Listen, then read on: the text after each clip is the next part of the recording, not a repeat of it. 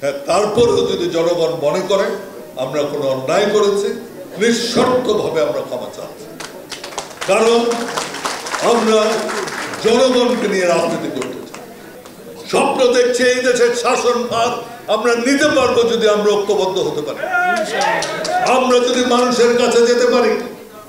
আজকে যেই সব আপনার রিফর্মের কথা বলো, সংস্কারের কথা বলা হয়েছে, এই সংস্কারগুলো যারা আজকে সংস্কার করার জন্য বসছে তারাই বাধা দিয়েছিল।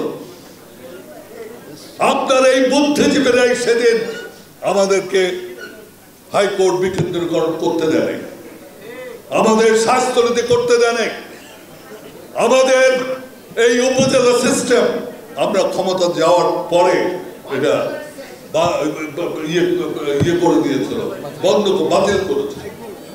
পরে যখন দেখেছে যে তারা দেশকে চালাতে পারছে না, তখন তারা এই উপজেলা পদ্ধতি আবার এনেছে। রিফর্মের কথা বলছে আজকে প্রপোর্শনাল রিপ্রেজেন্টেটিভ অর্থাৎ আনুপাতিক হারে সাংসদ নির্বাচন করা, এইটাও ঈশ্বর সাহেবের কথা। আজকে প্রদেশের কথা, এইটাও ঈশ্বর সাহেবের কথা।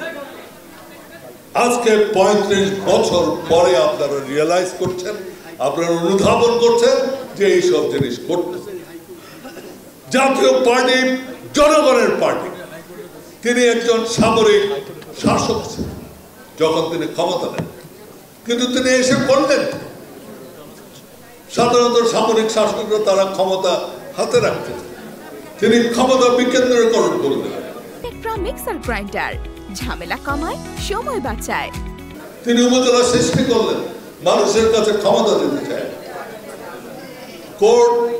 কোর্ট আপনার ইয়েতে নিয়ে গেলেন, উপজেলায় নিয়ে গেলেন, সেগুলো আপনারা বন্ধ করলেন। সুতরাং রিফর্মের কথা আমাদের শিখায়। অনেকে আমাকে যখন বলে আপনাদের সাথে তো কমিশন কথা বলছে, তাহলে কমিশন কথা বলছে না, এটা একদম ঠিক আছে। কারণ কমিশন জানে আমরা কি চেয়েছি। যারা কমিশনে আছে তারাই এই সংস্কারগুলো বন্ধ করেছিল।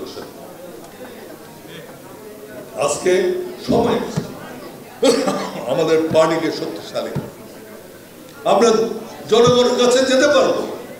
আমরা কোনো অন্যায় করিনি। আমাদের কিছুক্ষণ আগে বোধহয় ফিরোজ রশিদ আমাদের নির্বাচনের কথা, নির্বাচন আমরা করেছি, কোনো অন্যায় করিনি। তখনকার যে নিয়ম ছিল, যে আইন ছিল, আপনার বিশ্বের স্বীকৃত একটা সরকার, সে নির্বাচন। আমাদের কাজ কি হচ্ছে, সেই সরকারকে প্রতিহত করতে হলে আপনাকে পার্লামেন্টে যেতে হবে। আমরা তো বিপ্লবী পার্টি নই। তারপরেও আজকে ফিরোজ রশিদ যে কথা বলেছেন, আমি তার সাথে এক সুরে বলবো, হ্যাঁ, তারপরেও যদি জনগণ মনে করে আমরা কোনো অন্যায় করেছি, নিঃশর্তভাবে আমরা ক্ষমা চাচ্ছি। কারণ আমরা জনগণকে নিয়ে রাজনীতি করতে চাই, জনগণের মতামতকে সম্মান প্রদর্শন করতে চাই, জনগণকে নিয়েই চলতে চাই। আমরা এইটা বলবো না যে আমি যেটা বুঝি সেটাই ভালো, আপনারা যেটা বুঝেন সেটা খারাপ, সেটা আমি বলবো। হ্যাঁ, আপনাদেরকে বোঝাবার চেষ্টা করব। আজকে সবচেয়ে বড় দল 2008 সালে তারা নির্বাচন করেননি। 2014 সালে আমি বিএনপির একজন উচ্চ পর্যায়ের নেতার সাথে, এরশাদ সাহেবের সাথে আমরা কথা বলেছি আওয়ামী লীগের বিরুদ্ধে অ্যালায়েন্স করা, কিন্তু সেদিন বিএনপির কারণে সেটা হয়নি। আমরা নির্বাচন করেছি, আপনারা নির্বাচন করেননি, কিন্তু আপনারা তো সেই স্থানীয় সরকার নির্বাচনগুলো করেছেন। আপনি 18তে আপনারা নির্বাচন করেছেন, আমরা করেছি। আপনাদের সাথে আমাদের পার্থক্য কোথায়? আপনারা এমনকি এই কিছুদিন আগে যে নির্বাচনগুলো হয়েছে মেয়রের, সেই মেয়রের নির্বাচনের আপনারা বৈধতা দিতে চাচ্ছেন এবং বৈধতা দিয়েছেন চট্টগ্রাম।